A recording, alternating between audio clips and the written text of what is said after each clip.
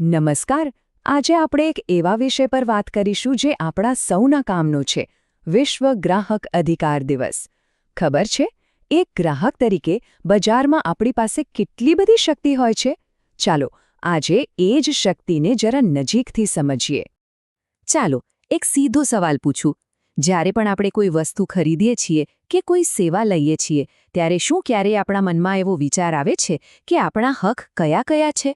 જો આ જાણકારી હોય ને તો આપણને કોઈ છેતરી ન શકે. બસ આ જ કામ કરે છે વિશ્વ ગ્રાહક અધિકાર દિવસ.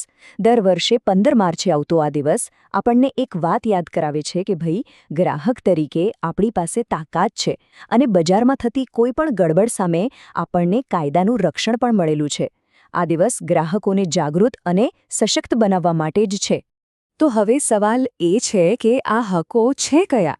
ચાલો જોઈએ કે ગ્રાહક સુરક્ષા કાયદા હેઠળ આપણને કયા મૂળભૂત અધિકારો મળ્યા છે જે દરેક ગ્રાહકે પોતાના બચાવ માટે જાણવા જ જોઈએ. તો જુઓ, આપણા મુખ્ય 6 અધિકારો છે. સૌથી પહેલો છે સુરક્ષાનો હક, એટલે કે કોઈ પણ પ્રોડક્ટ આપણા જીવન કે સ્વાસ્થ્ય માટે ખતરનાક ન હોવી જોઈએ. પછી આવે છે માહિતીનો હક, મતલબ કે વસ્તુની ક્વોલિટી, કિંમત, વજન બધી જ સાચી માહિતી આપણને મળવી જ જોઈએ. ત્રીજો છે પસંદગીનો હક, એટલે કે કોઈ આપણને દબાણ ન કરી શકે કે આ જ ખરીદવું પડશે. ચોથો છે રજૂઆતનો હક, એટલે કે આપણી વાત, આપણી ફરિયાદ સાંભળવા માટે યોગ્ય વ્યવસ્થા હોવી જોઈએ. પાંચમો ફરિયાદ નિવારણનો હક, જો આપણી સાથે કશું ખોટું થયું હોય તો તેનું વળતર મેળવવાનો અધિકાર. અને છઠ્ઠો ગ્રાહક શિક્ષણનો હક, જે કહે છે કે આ બધા જ હકો વિશે જાણકારી મેળવી એ પણ આપણો જ હક છે. પણ સવાલ એ છે કે આ અધિકારોની વાત અચાનક આવી ક્યાંથી? આની પાછળ એક મસ્ત ઇતિહાસ જોડાયેલો છે. ચાલો જોઈએ કે આ બધું શરૂ ક્યાંથી થયું. આખી વાત શરૂ થઈ 1962માં.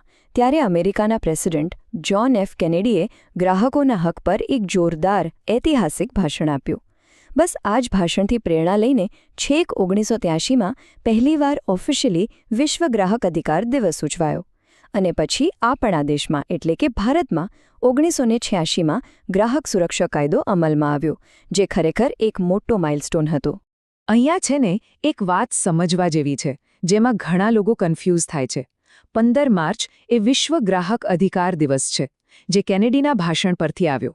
જ્યારે આપણે ભારતમાં 24 ડિસેમ્બરે રાષ્ટ્રીય ગ્રાહક દિવસ ઉજવીએ છીએ, કારણ કે એ દિવસે આપણો દેશી એટલે કે ભારતનો ગ્રાહક સુરક્ષા કાયદો લાગુ થયો હતો. બંને દિવસોનું મહત્વ છે, પણ કારણો અલગ અલગ છે.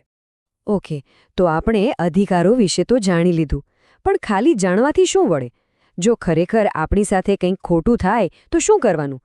ચાલો હવે એની જ વાત કરીએ કે એક્શન કેવી રીતે લેવી. સૌથી મહત્વની વાત, જો કોઈ વેપારી તમારી સાથે છેતરપિંડી કરે, ખરાબ માલ પકડાવી દે કે પછી ભાવ કરતાં વધારે પૈસા લઈ લે, તો ચૂપચાપ બેસી નથી રહેવાનું.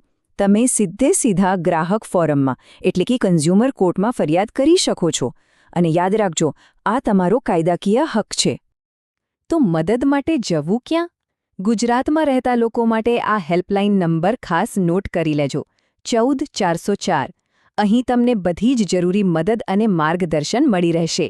અને આ સિવાય એક નેશનલ હેલ્પલાઇન નંબર પણ છે: 1800114000.